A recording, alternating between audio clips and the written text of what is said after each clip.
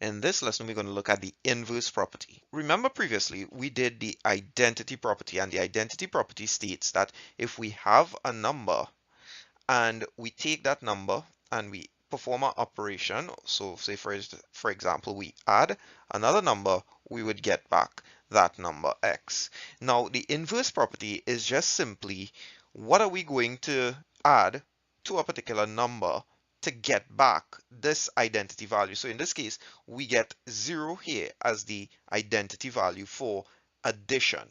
All right, so 0 is the identity value for addition. What can we do with this number so that we will be able to add and get back 0? And that is basically the concept that we're going. We are simply trying to get back the identity value from an initial starting value for either addition or multiplication. So let's consider the number 5. If I have the value 5, what can I add to 5 so that I'll be able to get back a 0?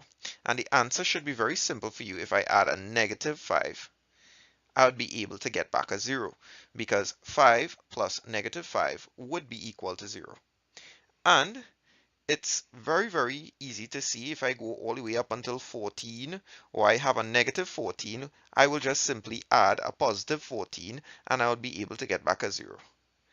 So the inverse property for addition is just simply being able to add a particular number so that I would be able to get back 0. Using the same concept as before, we would be able to see that with multiplication, so for example, if I had 18 and I multiplied by 1, I would have gotten back 18.